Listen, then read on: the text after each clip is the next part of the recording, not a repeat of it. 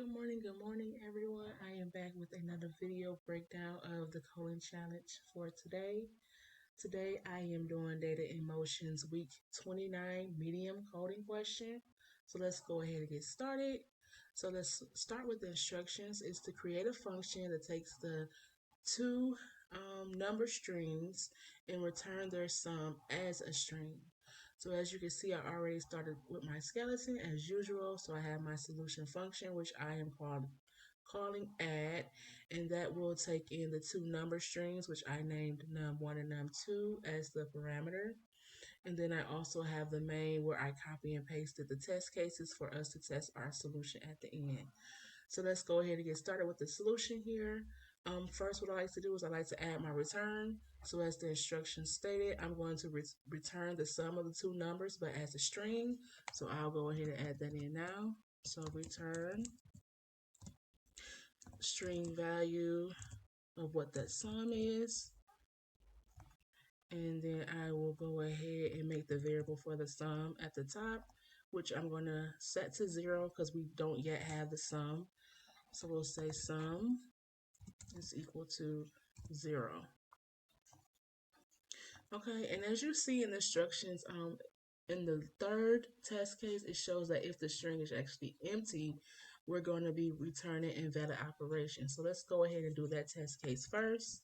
So we'll say if num1, we're going to check the length. So if the length, oh, 1 second, y'all, pop-up came up. So if length of num1 is equal to 0, meaning there is no value in the string there, or if any one of them is empty, we'll return equal to 0 though. So if any one of those are empty, we are going to return, and I'm just going to copy and paste this invalid operation.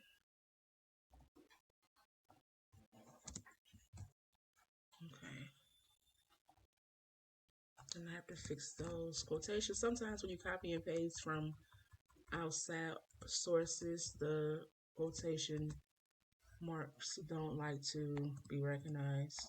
Okay, so that'll catch it if anything is empty. So since we have that already taken care of, let's go ahead and start on if we are past some sort of value in that string.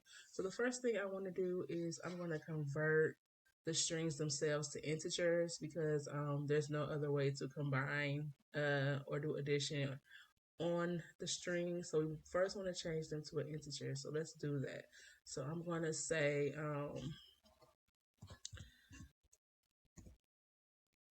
let's do num1 int. It's going to be equal to the integer value of num1. And the same with num2, we'll say num2 int is going to be equal to the integer value of num2.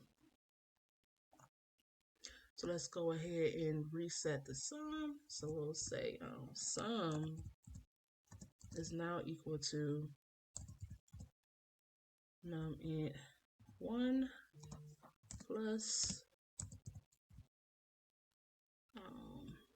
the num2 int, and then down here we're returning a string. So that should be the solution to our problem here.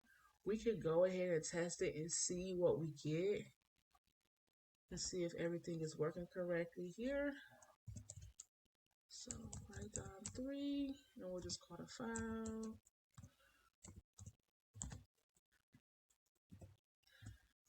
And we are getting 2290 in invalid operations. So everything is coming as it is intended. One thing we do is we could print the type of the string of the value to make sure we're getting the strings themselves. So let's go ahead and put that in too, just to show you guys that we are getting string back. So we want the type of test And then we'll do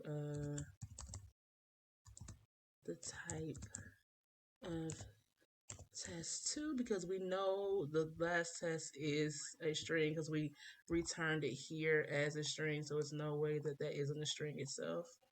So let's go ahead and run it again. And there you have it. Both of our numeral values here are strings as well. So you see that right here. Oh wait, let me pull it up a little bit. You can't even see it.